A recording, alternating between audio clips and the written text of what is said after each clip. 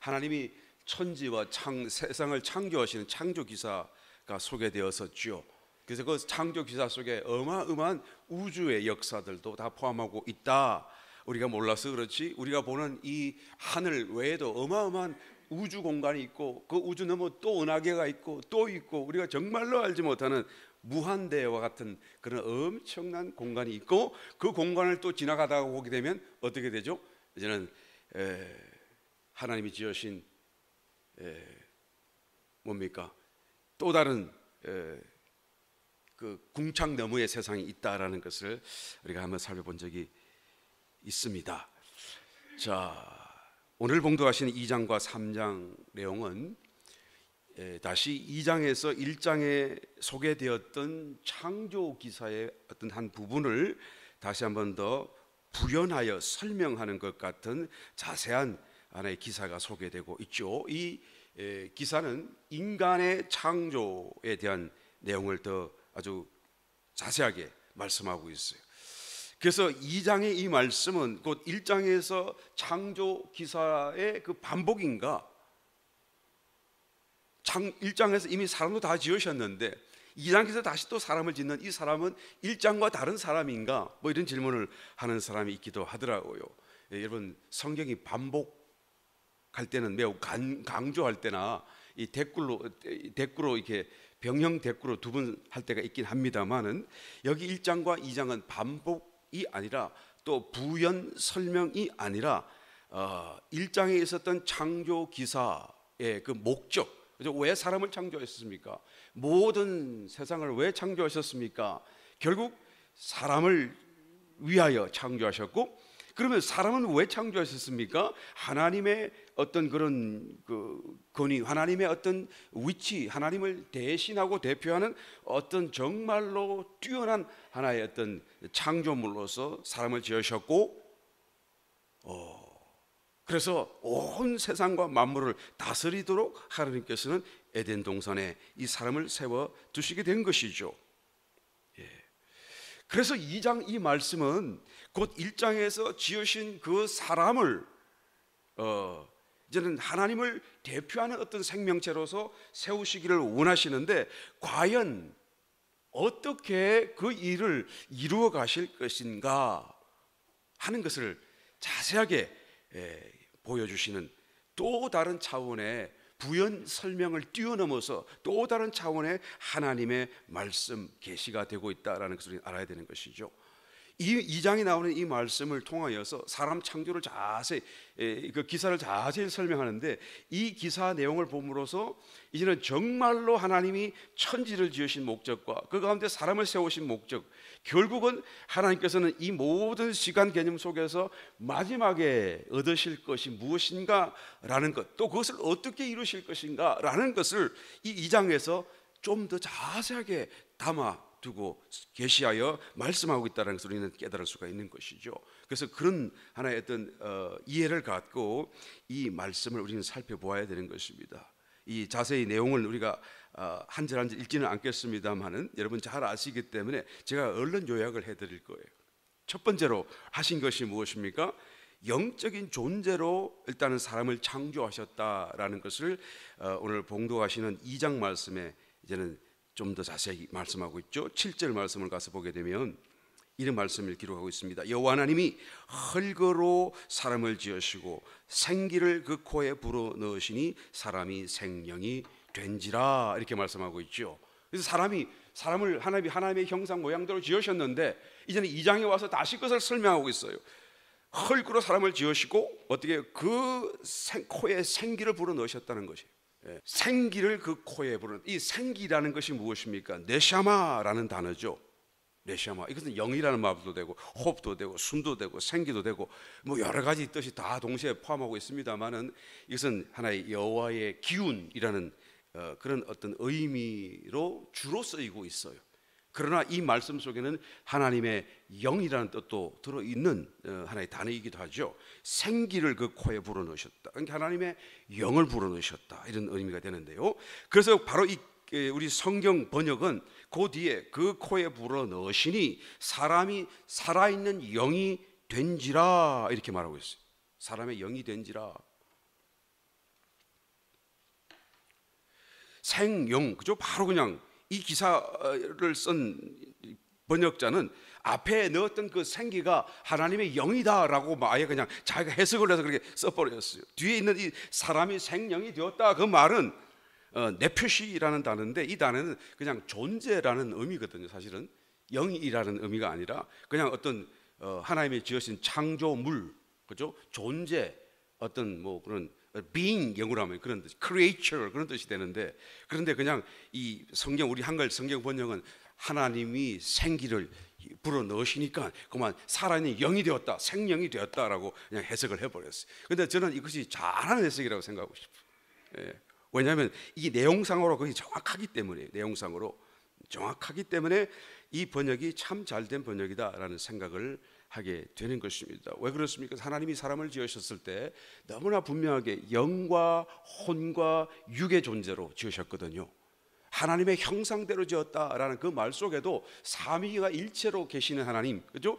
영과 혼과 육, 이 세 부분이 하나의 사람을 이루는 일체로서 하나님의 모양을 따라서 또 지으신 그런 또 그 속에 포함되어져 있는 것입니다. 여하간에 여하튼 사람을 지으셨는데 그냥 짐승과 같지 않고 식물과 같지 않고 독특하게 영적인 존재로 지으셨다라는 의미가 여기에 분명히 들어있는 것이죠. 데살로니가 전서 5장 23절, 사도 바울은 이제는 모든 성령의 깨달음 속에서 매우 분명하게 우리가 영적인 존재인 것을 말씀해 주고 있습니다. 평강의 하나님이 친히 너희로 온전히 거하게 하시고 또 너희 온 영과 혼과 몸이 우리 주 예수 그리스도 강림하실 때에 흠없게 보존되기를 원하노라, 이렇게 말씀하셨습니다. 그죠? 너희가 이럴 때 너희의 영도 흠이 없고 혼도 흠이 없고 몸도 흠이 없도록 보존되기를 원한다, 그렇게 간구하는 기도를 드리는 걸 볼 수가 있지요. 우리는 생각할 때 예수님 오실 때까지 내가 어떻게 흠이 없도록 만들어 가야 된다고 생각하는데, 사도 바울은 이미 너희가 흠이 없구나, 그 흠 없는 것을 그때까지 잘 keep going on 하라라고 지금 간구하듯이 기도하는 모습을 보게 되어져요. 많이 찔림이 생기는 단어이기도 하죠. 맞습니까?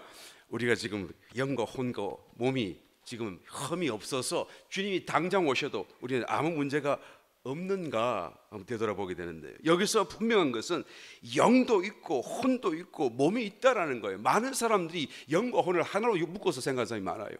이건 성경을 굉장히 잘못 이해하는 것입니다. 영과 혼을 하나로 묶어버리면 성경의 이 구원의 모든 역사를 완전히 이해할 수가 없어요. 여러분 잘 아시잖아요, 그죠? 무슨 뜻인지. 우리가 결국 혼의 구원을 향해 가는데 영과 혼을 구별할 수 없다고 한다면 혼의 구원이 무엇인지 이해할 수 없고 또 그 구원의 길을 갈 수도 없는 정말로 엄청난 어떤 그런 무지라고 말할 수 있습니다. 그런데 정말로 그런 많은 사람들이 교단 차원에서 영과 혼을 묶어서 하나라고 말하는 사람이 아직도 많이 있습니다. 저와 여러분들은 하나님의 축복 속에 있는 줄 믿습니다. 아멘. 영과 혼이 얼마나 분명하게 구별되어져야 되는가. 그래서 성령의 말씀에 우리가 건강하게 되면 말씀이 살아있어서 운동력이 있어서 그 말씀이 우리 속에 들어와서 그것을 찔러 쪼개어내고 무엇이 영이고 무엇이 혼인지를 갈라내어 주죠. 그래서 나는 기도하다가 음성이 들려오는데 지금 막 그냥 기도하는데 뭔가 음성이 들려왔어요. 그래서 그 음성이 내가 지금 하나님께로 온 것인지 아니면 이거 그냥 내 생각인지 어떻게 알 수가 있습니까? 알 수가 없어요. 나의 아무리 지성을 다 동원해도 알 수가 없어요. 어떻게 해야 되죠? 하나님의 말씀에 비춤을 받게 되면 그럼 이것은 영인지 혼인지 찔러 쪼개어내는 거예요. 정말로 어려운 그런 하나의 부분이긴데 오직 말씀만 이것을 갈라낼 수가 있는 것이죠. 그래서 우리가 첫 번째로 한 것이 하나님이 사람을 창조하실 때 영적인 존재로 창조하셨다.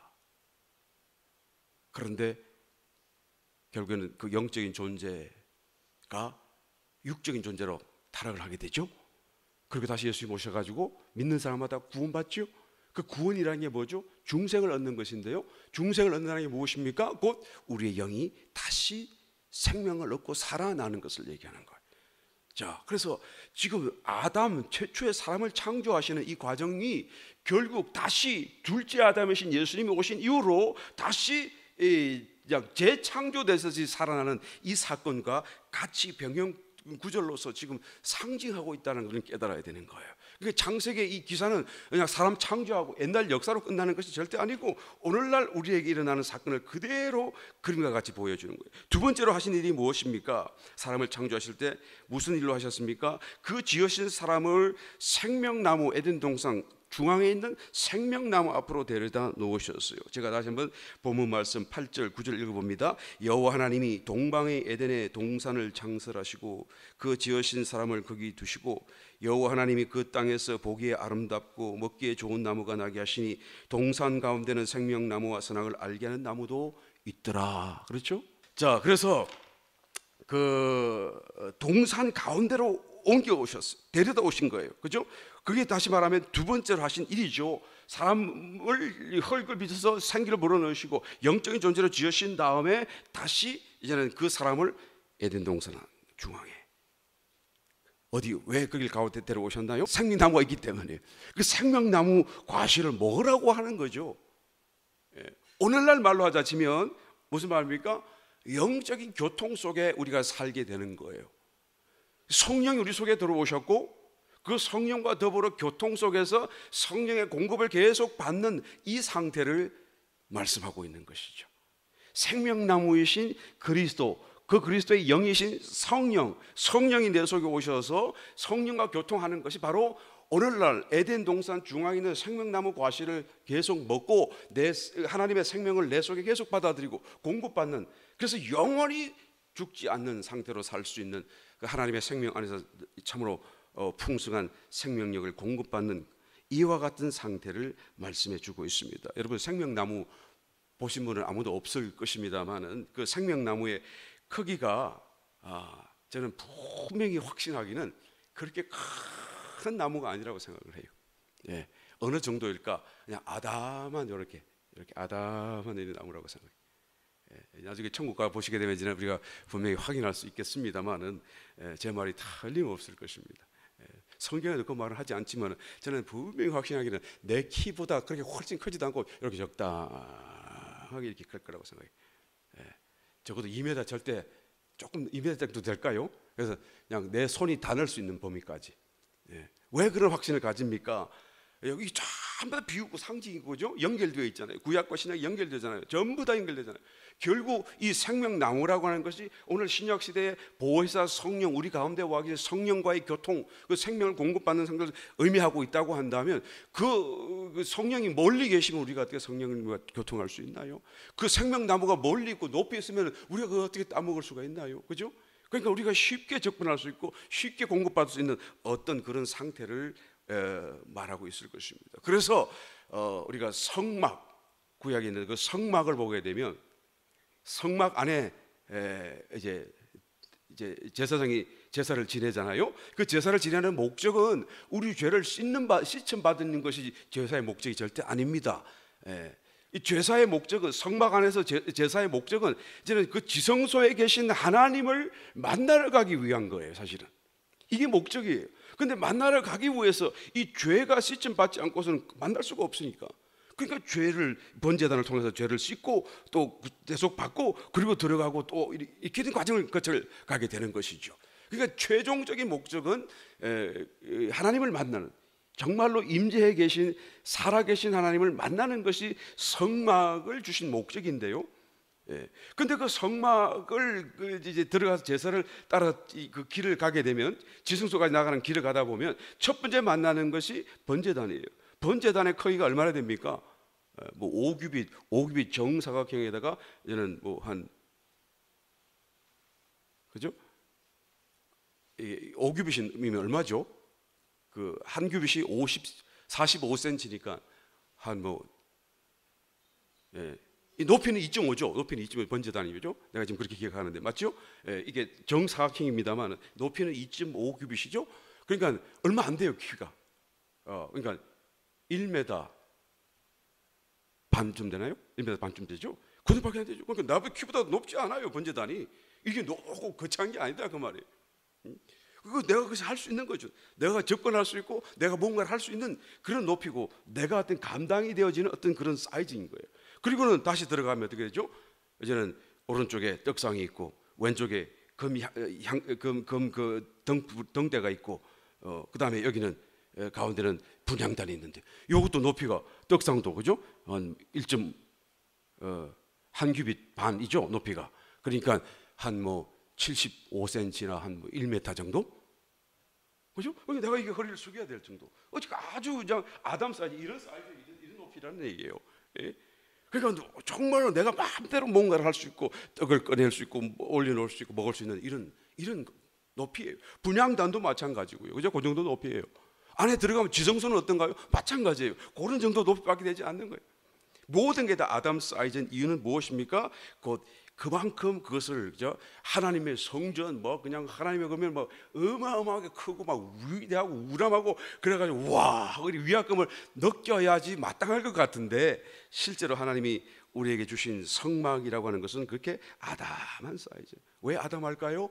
우리가 교통할 수 있는, 내가 핸들될 수 있고 함께 이렇게 섞일 수 있는 어떤 그런 하나의 수준으로 하나님께서 당신을 낮추시고 작게 하시고 접근하시게 된 것이죠. 바로 이것이 생명나무 앞에 놓으시고 교통하는 삶을 살도록 만드신 그런 하나의 인간 창조의 두 번째 사건인 것이. 세 번째로 하신 것은 뭡니까? 이제는 남자 혼자 독채하는 것이 좋지 않다고 그래서 여자를 만드셨어요. 그리고는 여자가 남자와 한 몸이 되게 하셨죠. 우리 아까 봉독하신 말씀을 그랬죠. 아담이 가로되 23절 이는 내 뼈 중에 뼈요 살 중에 살이라, 이것을 남자에게서 취하여 쓴적 여자라 칭하리라 하니라. 얼마나 그죠? 정말로 이 귀한 자기의 부분 중에서 가장 중심적인 부분으로서 여자를 만들고, 그 여자가 이제는 남자와 한 몸이 되게. 사실은 본래가 하나였었잖아요. 자기에게 나온 건데요, 그죠? 자기에서 나온 거니까 본래가 하나예요. 그런데 뭐 남녀 평등 이런 소리 하는 사람들은 정말로 이상한 사람들이야. 남녀 평등이라는 말은 본래가 따로따로 개인 독립적인 개체가 있을 때 평등 어쩌고 뭐 이런 말이 있는 것이지, 그죠? 그런데 본래가 여기서 나온 거니까 본래가 하나예요. 평등이라는 말을 거기다 적용하면 안 되는 거죠. 오늘날 사회가 얼마나 어두워졌는지, 교묘하게 이 성경과 반대되는 그런 어떤 사상을 주입하고 그런 길로 사람들을 미혹하고 있는 것을 보게 됩니다. 그래서 본래 하나인데 그 하나인 것을 이제는 보이는 것으로 이제는 결혼하여 한 몸이 되도록 하나님께서 명령하셨어요. 이게 왜 일부러 이렇게까지 하십니까? 이것이 바로 우리를 구원하신, 중생케 하고 성령의 교통 속에 살다 살게 되면 어떻게 됩니까? 하나님과 하나가 되는, 연합되어지게 되는, 이 완전체, 하나님과 하나 되어지는 그 단계까지 가게 되는 것을 말해주고 있는 것이죠. 그래서 창세기 2장 21절 여호와 하나님이 아담을 깊이 잠들게 하시니, 잠들매, 이것은 그리스도께서 십자가에 고난받으시고 죽으실 것을 얘기한, 상징하고 있죠. 그가 그 갈빗대 하나를 취하고 살로 대신 채우시고, 그러니까 찔리시고 열리신 옆구리에서 그 십자가에서 달리신 채로 피를 쏟고 구속하신 걸 상징하고 있죠.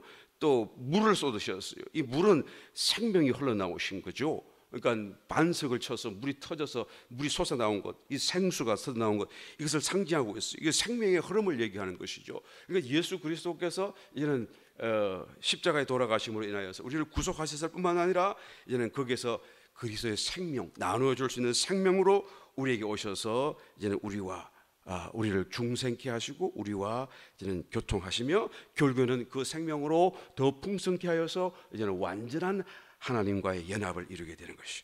그 다음 아담이 깨어났을 때 그것은 바로 그리스도의 부활을 상징하고 있죠. 창세기 2장 22절 23절 여호와 하나님이 아담에게서 취하신 그 갈빗대로 여자를 만드시고 그를 아담에게로 이끌어 오시니, 아담이 가로되 이는 내 뼈 중에 뼈요 살 중에 살이라, 이것을 남자에게서 취하여 선적 여자라 칭하리라 하니라. 그죠? 남자, 그리스도를 상징하고 있고요. 그러니까 이 지상과 온 우주 가운데 진정한 남자, real man은 예수님밖에 없는 거예요. 그리고 모든 다른 사람들은 다 여자인 것이죠.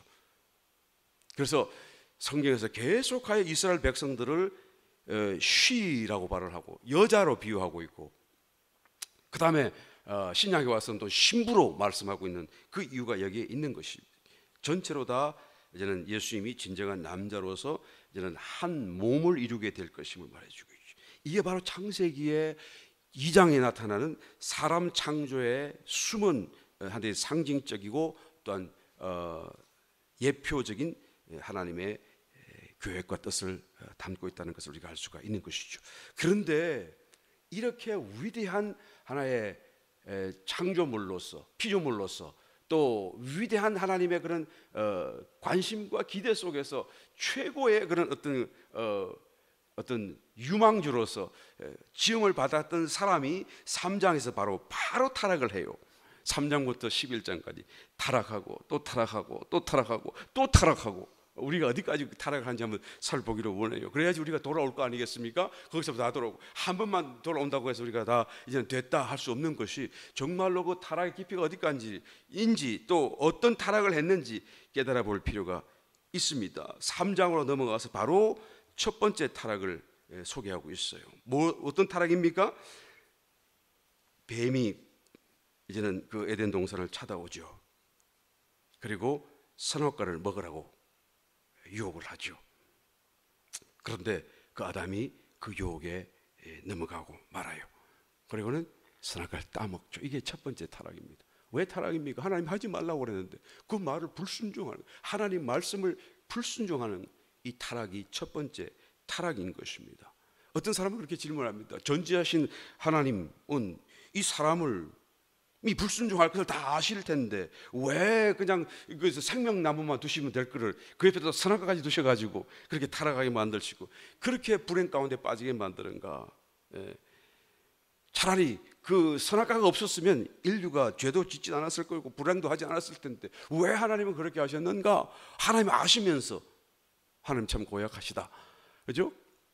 여러분, 저와 여러분들은 이제 이런 수준에서는 좀 더 한 걸음 더 나가야 될 줄 믿습니다. 그렇죠? 예수님 처음 믿고 성경 처음 읽을 때는 그런 질문이 나올 수 있지만 사실 이 질문은 굉장한 깊이를 갖고 있긴 해요.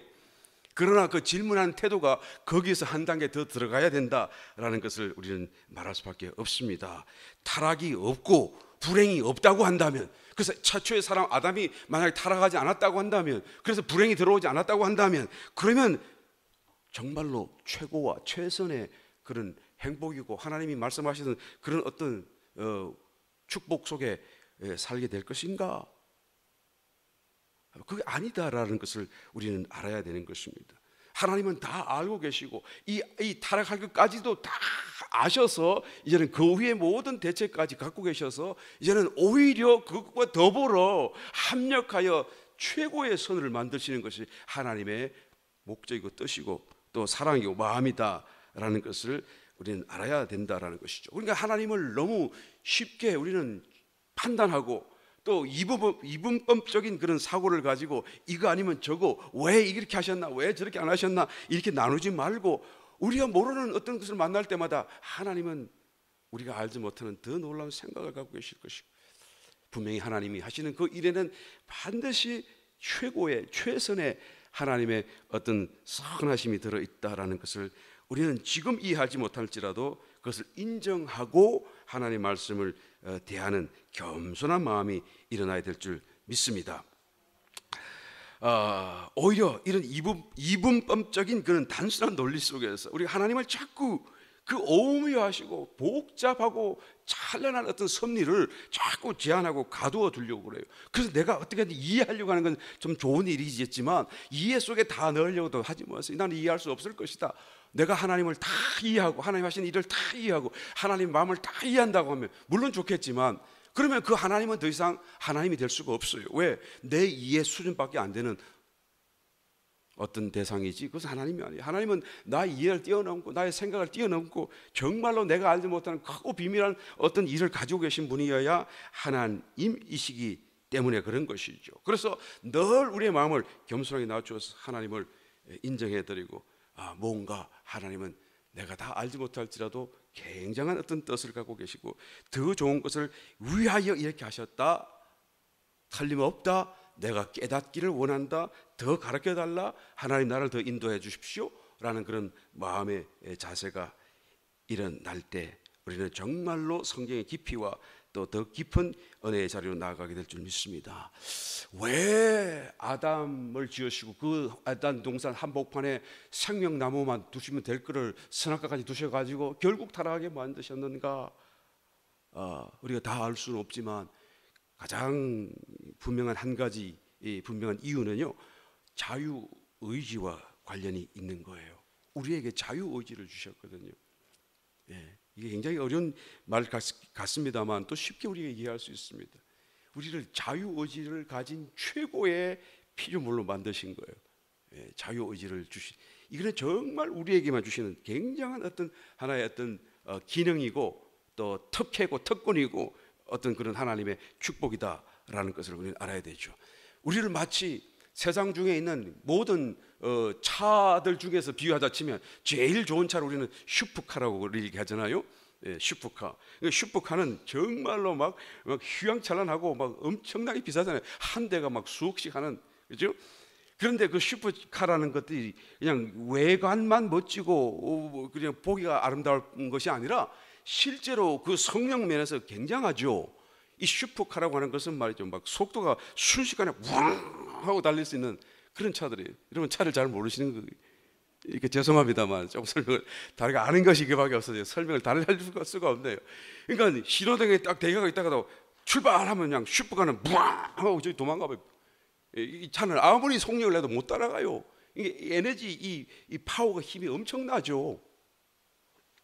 그래서 슈퍼카가 그냥 쫙 비행기 할 줄로 달리면 맞죠, 쫙 달리면 비행기와 같이 속도를 내는 거야. 그러다가 그냥 비행기는 하늘로 뜨고 슈퍼카는 그대로 달리고요. 그만큼 자기 이 힘이 비행기 엔진과 같을 정도 힘이 있다는 얘기잖아요. 그러니까 그냥 더 힘을 낼 수도 있지만 더 힘을 냈다가는 그냥 차가 뜰 것 같으니까 뒤에다가 날개를 딱 붙여가지고, 비행기 날개는 거꾸로 이렇게 했지만은 자기는 슈퍼카는 아래로 내려가지고 그냥 뭡니까? 거꾸로 하면 이게 비행기는 이렇게 해가지고 올라가지만은 슈퍼카는 이게 들어가지고 자기 몸을 눌러가지고 땅에서 안 뜨도록 만드는, 그죠? 그래서 날개가 있는 거예요. 그냥 모양만 내려고 하는 게 아니라. 그렇게 능력, 힘이 센 것이 바로 슈퍼카인데요. 그 슈퍼카는 자기의 능력을 다 발휘하기 위해서는 정말로 좋은 길이 있어야 돼. 넓고 직선에 그런 길이 있을 때 뻥 하고 그냥 비행기처럼 하면 솜씨를 뽐낼 수 있지 않겠어요?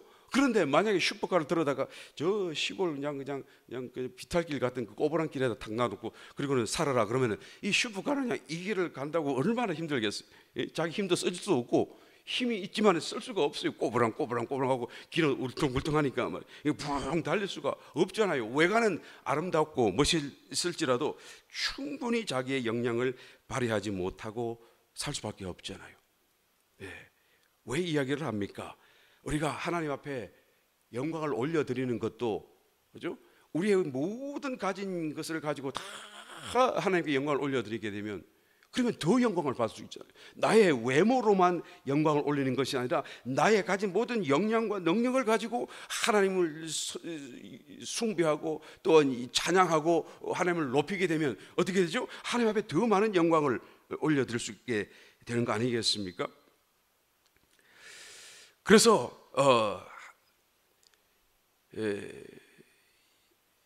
이 첫 번째 지음을 받았던 아담이 그렇게 높은 어떤 하나님의 축복과 은혜인 능력인 자유의지를 받았음에도 불구하고 그 자유의지를 발휘하여서 하나님을 선택하고 하나님의 영광을 올려드린다고 한다면 하나님께는 참으로 최고의 영광과 찬사가 될 수 있지 않겠어요? 근데 자유의지는 다 퍼버리고, 그죠?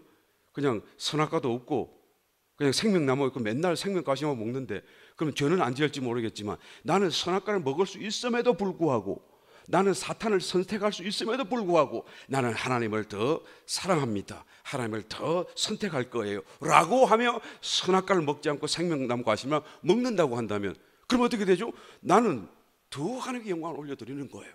그렇잖아요. 이야, 저 사람이 저거 안 먹고 저것만 먹네. 근데 처음부터 그냥 선악과를 나는 저기 뭡니까? 그게 없애 배제시켰다고 한다면, 그 생명나무 가시만 있다고 한다면 맨날 생명나무 가시만 먹는데, 그러면 죄는 안 지을지 모르겠지만 이 영광은 반쪽짜리 영광이 될 수밖에 없겠죠. 그런데 이 일에 있어서 최초의 사람의 아담은 실패를 하고 말았어요. 사단을 거절하고 나는 하나님을 따르고 하나님을 선택한다. 무슨 말이냐? 그런 말로 나를 유혹하지 마라. 사탄아 물러가라. 하나님은 늘 신실하시고 나에게는 유일하신 분이다라는 그런 고백을 했었어야 되는데, 이 최초의 사람은 사단의 음성의 소리를 귀를 기울이고 그것을 따라가고 말았던 것이 실패한 거예요.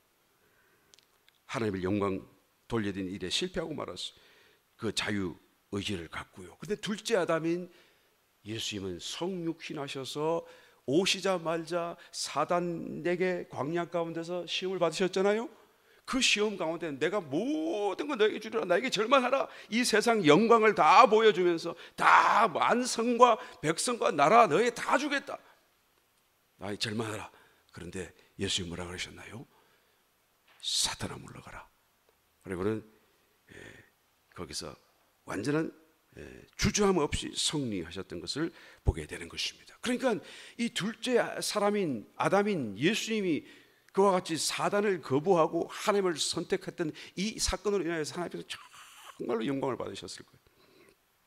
이게 바로 자유의지를 주신, 그리고 또 그 에덴 동산의 생명나무뿐만 아니라 선악과를 함께 둔 그런 하나의 이유가 되고 있는 것입니다. 그런데 또 한 가지는 하나님이 사람을 창조하셔서 그 사람 안에 이제는 하나님께서는 들어오시고 거처로 사람과 더불어서 거룩한 하나님의 성전으로 삼겠다고 하는 그 본래적인 창조의 목적도 계셨는데, 그 본래적인 창조의 목적을 이루기 위해서는 반드시 자유의지가 있어야 돼요. 자유의지가 있어야 이제는 이 하나님의 거처로서 사람이 이제는 준비될 수가 있다라는 것이죠. 하나님이 이와 같이 사람을 최고의 그런 어떤 피조물로 만드셨고 거기다가 자유의지까지 주셔가지고 이제는 더 이상 더 영화로울 수 없는 어떤 존재로 만드셨는데, 그런데 이 자유의지가 바로 하나님과 하나에게 하는 이 일을 위하여 하나님이 들어오실 수 있고 또 사람이 하나님 안에 들어가셔서 이제 하나가 되게 되고, 그죠? 여자를 만드시고 남자와 한 몸을 이룰지로다 하는 이 창조의 목적을 이룰 수 있는 이 일을 위해서 바로 자유의지가 필요하다는 거예요. 이 설명을 어떻게 할까요? 여러분, 하나님은 사람을 만드셨잖아요. 사람은 또 로봇을 만드셨어요. 근데 우리 로봇이라고 한다면 생각하면 로봇은 팔이 이게 부자연스럽게 툭툭 움직이고 말이지, 얼굴에는 뭐 이상한 실리콘 그런 피부를 만들어 가지고 뭐 웃는 건지 뭐 인상 쓰는 건지 모를 정도로 이 껌뻑거리는 그런 걸 자꾸 연상하게 되는데요. 근데 얼마나 기술이 발달했는지요. 이제는 사람인지 로봇인지 구별할 수 없어요. 오히려 더 사람답고, 오히려 사람이 진짜 사람이 자연인이 오히려 저 사람이 로봇인가 할 정도로 어떻게 잘 만들었어요. 이번에 얼마 전에 바로 그 LA에 있었던 그 CES라고 하는 거죠. 그 Consumer Electric 뭐라 맞나요? Electric 이 CES 쇼, 그죠? 그래서 뭐 소비자 전자 제품 전시회 뭐 그런 뜻이에요. 그게 해마다 열리는데요. 그 세계적인 그런 하여튼 어떤 쇼이잖아요. 그래서 LA가 아니라 라스베가스에서 이번에 지난 며칠 전에 열렸었는데, 거기서 단연 두각을 나타내는 두 회사가 바로 삼성하고 LG잖아요. 애플도 물론 있고요.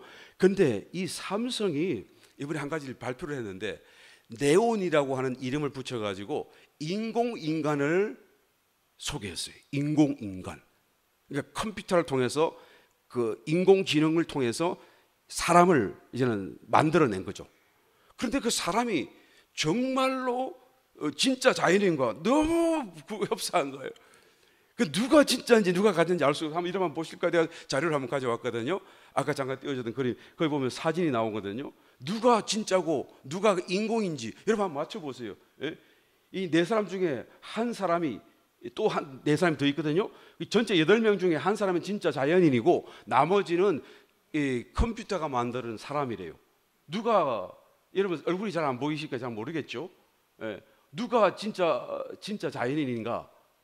그래서 동영상을 한번 보시면요, 얼굴 표정을 한번 보시면 동영상, 죠? 삼성이 만들었어요. 보세요. 동영상 얼굴 표정을 한번 볼까요? 자세히 잘 보세요. 이제 고개를 껐딱 부자연스럽게 움직이고 그런 게 아니라고요. 보시라고 표정을. 이게 지금 컴퓨터 지금 프로그램이 돌아가는 거죠. 예. 웃으라 그럼 웃고, 화내라 하면 화내고, 예. 얼굴이 좀 더 커지게 나올 수, 이제 예, 보세요. 그죠? 이 표정을 보게 되면 여러분 인터넷에 한번 보시면 네온이라고 치면 나올 거예요. 와, 놀랐어요. 나는 아무리 봐도 모르겠어. 누가 진짜인지 아닌지. 예. 모를 정도로 오히려 사람보다 더 사람다운 표정, 사람보다도 더 자연스러운 그런 표정과 반응. 뚜리 R이라는 단어를 쓰거든요. 뚜리 R 하나가 뭡니까? 처음에는 real time, 동시에, 지금 현재 동시, real time, respond, 바로. 그다음에 또 하나 뭐지 뭐 R 이렇게 해서 하여튼 바로 즉시 지금 바로바로 반응하는 이런 하나의 컴퓨터로 만들어진 사람인데, 이 사람은 지금 정말로 사람인지 아닌지 구별할 수 없을, 오히려 더 사람다워 보이는 그런 하나의 가공의 하나의 존재로 등장을 했는데 올해 나왔죠. 이제 곧 이 사람들이요 전 세계에 등장한다. 영화에도 나올 것이고, 그다음에 뭐 전화 받는 사람으로 등장할 것이고, 뭐 이 사람인가 아닌가 우리가 구별할 수가 없어요. 그러면 그런데 여전히 이 사람이, 이 로봇가 아무리 잘 만들어졌다고 할지라도, 그죠? 이 사람과는 다르잖아요. 존재적으로 결국 하나 될 수는 없잖아요. 그러니까 로봇가 지금 사람보다 더 사람다워졌다 할지라도 여전히 로봇은 로봇이고 사람은 사람이고 결국 하나가 될 수 없는 어떤 그 건널 수 없는 하나의 어떤 벽이 있잖아요. 근데 왜 이 벽이 생겼는가? 그게 바로 자유의지라고 하는 것입니다. 하나님과 사람도 마찬가지죠. 도저히 창조주와 피조물이 건너갈 수 없는 벽이 있어요. 그런데 그 벽을 건너갈 수 있도록 연결해 주는 것이 바로 자유의지라는 것이죠. 이 로봇가 말이죠, 지금 사람과 똑같은 표정과 똑같은 그런 어떤 반응을 하는 그 오히려 더 자연스럽게 반응하는 이유가 뭡니까? 그 컴퓨터 안에, 그죠? 사람 막 수억 명의 사람들의 그 생각들을 다 집어넣어놨기 때문에 데이터로, 예? 그냥 이게 데이터로 다 기억을 시켰기 때문에요. 그래서 이런 말을 들을 때는 이렇게 대답하고, 저런 사람 표정을 네가 볼 적에는 너는 너 얼굴이 이렇게 움직여라 하는, 그래서 그걸 평균적으로 다 만들어 가지고, 그래서 적각 안에 다 계산이 돼 가지고 그런 표정이 나오도록 만들어진 거예요. 그러니까 너무 우리 감정 표현이 덜 되는 사람들보다 훨씬 더 자연스럽고 훨씬 더 정확한 얼굴 모양을 만들어내는 컴퓨터죠. 그러니까 모르면 말이죠, 이런 사람이 이제는 탁 들어와가지고 무슨, 그죠? 실리콘 무슨 피부로 만드는 어떤 로봇과 입혀가지고 그 속에 그냥 지능이 들어가고 그렇게 해서 딱 길을 가다가 탁 마주치면은, 그래서 그냥 첫눈에 불꽃이 튀고 막 그래가지고 뭐 이렇게 뭐 사랑을 한다고 치면, 그러면 정말로 사랑에 빠질 수도 있는 거예요. 그런데 그 사랑이 진짜 사랑이냐 그 말이에요. 그 사랑은 진짜 사랑이 될 수가 없는 이유가 뭐죠? 이 사람은, 이 컴퓨터는 결국은 모든 데이터에 의해서 그냥 가장 적절한 대답을 하고 표정을 만들어내고 있을 뿐이에요, 안에서. 진정한 어떤 그런 감정에 따른 어떤 그런 어떤 사랑은 아닌 것이죠. 우리가 착각하는 거예요. 사랑하는 줄로 착각하는 거예요. 착각한 할지라도 사실 뜯어보게 되면 이것은 진짜 사랑이 아니다라는 것을 우리가 알게 되죠. 그래서 영원히 건너갈 수 없는 어떤 한계가 있는 거예요. 그런데 사람이 하나님과 건너갈 수 없는 그 어떤 벽을 건너갈 수 있도록 만들어주는 것이 바로, 또 사람과 로봇과의 관계 속에서 대비해서 볼 적에와 또 다른 것이 무엇입니까? 바로 자유의지라고 하는 것이죠. 그래서 자유의지 때문에 이제는 하나님과 하나가 될 수 있는 그런 어떤 정말로 있을 수 없는 일이 벌어질 수가 있는 거예요. 사랑할 수가 있는 거예요. 사랑, 진정한 사랑을 할 수 있는 거예요. 이 사랑을 해야 하나가 되거든요. 사랑은 불처럼 타고 뭐 불꽃처럼 뭐 타오른다, 그런 말을 표현을 우리가 자주 하는데 정말 잘된 표현이에요. 그것은 사랑이 불꽃처럼 타오른다, 그죠? 장작 더미가 이렇게 있어요. 불이 붙었어요. 불이 막 타고 있어요. 근데 새로운 장작개비 하나를 던져 넣어 보세요. 그럼 어떻게 되죠? 처음에는 불이 안 타고 있었던 것이 들어가서 그 불이 전달되게 되죠. 그럼 불이 함께 이제 타게 되잖아요. 그러다가 이제는 나중에는 점점 그 장작, 나중에 더해진 장작개비가 불에 붙어가지고 뜨거워지기 시작하면, 불이 막 붙어가지고 불이 올라오게 되면 어떻게 됩니까? 이제는 자기가 불을 받았었지만은 이제는 자기 몸이 타면서 또 불을 만들어내잖아요. 그래서 만들어내는 그 불과 본래 있던 장작 더미의 그 불과 하나가 돼가지고 확 더 높이 타오르게 되죠.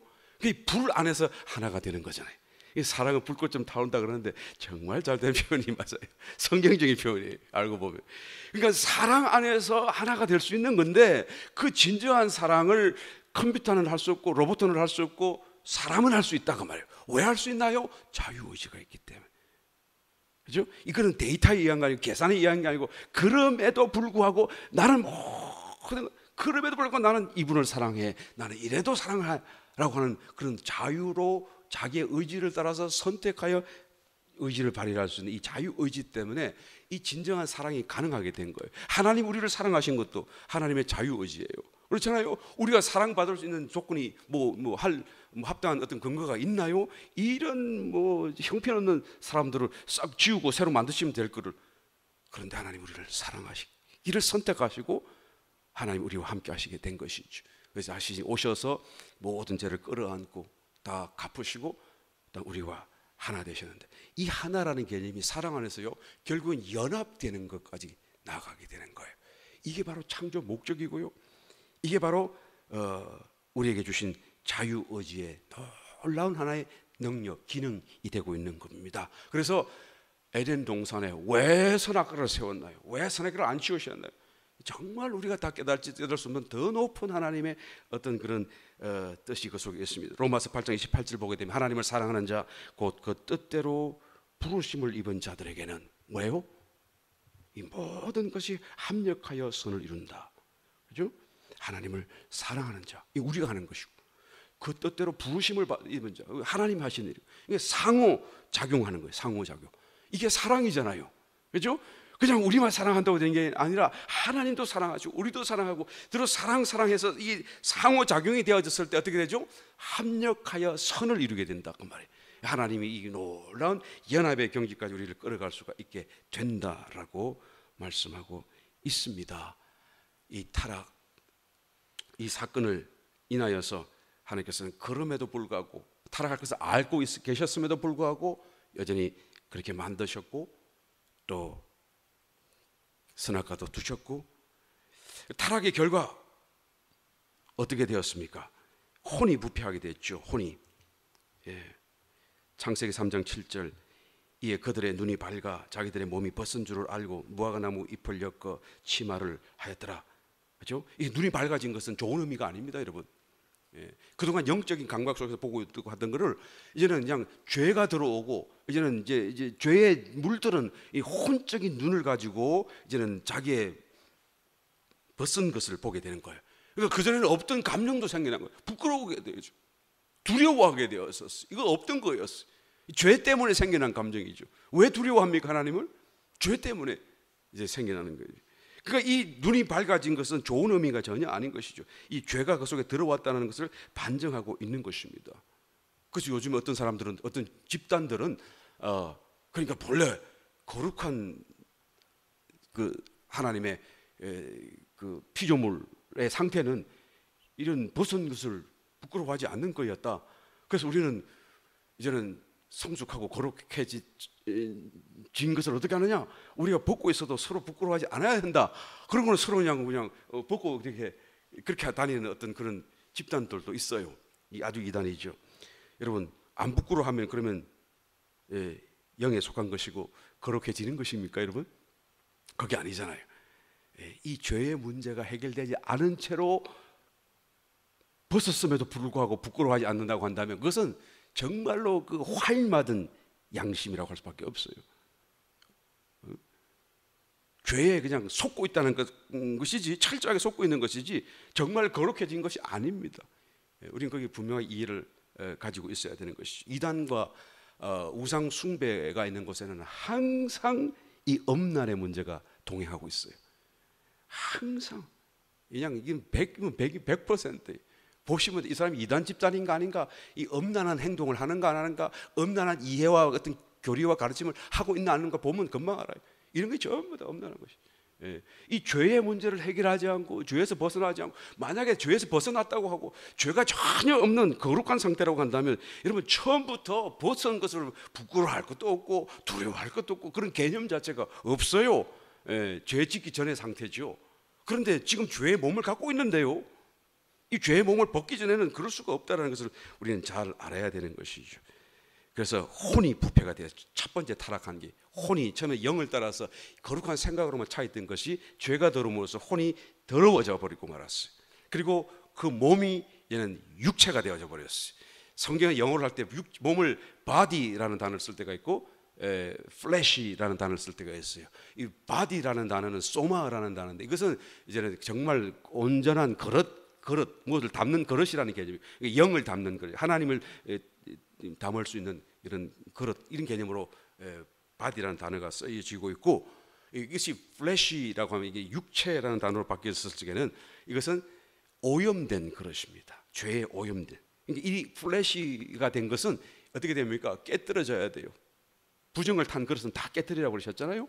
다 깨어져야 돼요. 이건 죽어지고 썩어지고, 그 성도라도, 구원받은 성도라도 몸이 죽어야 되고, 한번 죽음을 그거 가진 이유가 뭐예요? 주님은 나를 믿는 사람은 영원히 죽지 않으라고 그랬었고, 살아서 믿는 사람은 영원히 죽지 않고 죽어서 살리라고 그랬는데 왜 다시 죽을 필요가 있습니까? 그냥 살게 하시면 될 거를. 왜요? 이 몸, 이 플래시로 바뀌어져 버린 이 몸이 깨어져야 되니까요. 그 다음에 이제 부활체가 될 거 아니겠어요? 부활체를 입게 되면 이 부활체는 정말로 영광을 막 요즘 말로 뿜뿜하는, 뿜어내는 거죠. 보기만 해도 정말 다르다라는 것을 알 수가 있죠. 그리고 결정적으로 영이 죽은 것이 바로 결정적인 첫 번째 타락의 치명타가 되고 있는 것입니다. 영이 죽었어. 영이 죽었다고 하는 것은 영이 아예 소멸되고 없어진 것이 아니라 영이 하던 기능이 이제는 없어져 버려요. 영의 느낌이 이제는 느낄 수 없게 된 거예요. 영이 단절되어 버렸었으니까요. 영은 그대로 아직 있어요. 근데 영이 본래 하나님과 연결돼서 하나님을 다 알던 것이 이제는 단절되어서 내 몸속에는 영이 있지만, 내 존재 속에 영이 있지만 이제는 하나님을 느끼질 못해요. 하나님의 음성을 듣질 못해요. 그런 상태로 단절돼. 이게 영의 죽음이죠. 다시 예수 믿고 구원받은 것은 예수님이 오셔서 이 영을 열어주시고 그 영 안에 하나님의 그리스도의 생명을 다시 주셔가지고 이 영과 교통이 일어나게 된 상태가 바로 중생이라는 얘기예요. 그때 영이 새로 생긴 것이 아니라는 것을 말씀 우리가 드릴 수밖에 없습니다. 이게 바로 타락의 결과이죠. 오늘 여기까지 할게요. 여러분 다음 시간 계속해서 계속 또 타락하고 어디까지 가는지 한번 살펴보고요. 그리고 우리가 그 모든 타락에서 돌이키기를 원합니다. 하나님이 왜 사람을 이토록 사랑하시는지, 왜 자기 몸을 던지시기까지 우리를 또한 구원하시는지, 그 사랑 우리가 다 이해할 수 없습니다. 우리가 점점 성경을 또 더 살피시면서 조금이라도 더 우리가 깨달을 수 있는 축복이 되시기를 예수 이름으로 축원합니다.